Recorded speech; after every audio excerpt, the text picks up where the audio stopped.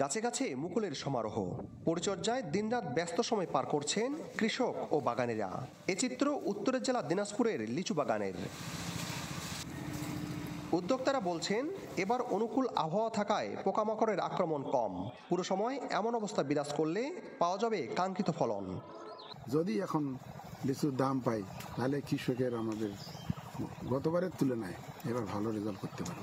ফলন তো ইনশাল্লাহ ভালো হয়েছে, প্রতি বছরে আসে কিন্তু একটা জ্বলি যায় মূলটা। এই জ্বলার জন্য কি দিয়েছে এটা রোগ। বাগানের লিচুর পরিচর্যার জন্য বীজ দিচ্ছি, পানি নিষ্কাশন করতেছি। আশা করা যায় যে এবার ভালো ফল। গেল বছর তীব্র খরা আর রোদের কারণে মুকুল ও লিচু ঝলসে যে ক্ষতি হয়েছিল, এবার তার অনেকটাই পুষিয়ে যাবে বলে মনে করেন বাগানীরা।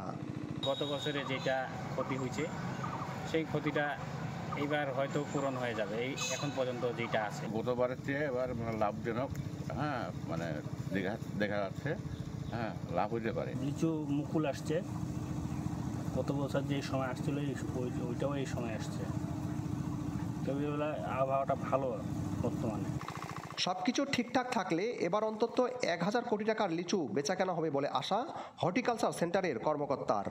যদি বৈরী আবহাওয়ার প্রভাব না পড়ে তাহলে যে নিয়মিত যে কীটনাশক বা রোগনাশক যেটি আমরা কৃষকদের পরামর্শ দিয়ে থাকি, এটি যদি তারা ঠিক মতো দিয়ে থাকে তাহলে আমরা আমাদের কাঙ্ক্ষিত লক্ষ্যমাত্রায় পৌঁছাবো বলে আমি বিশ্বাস করি।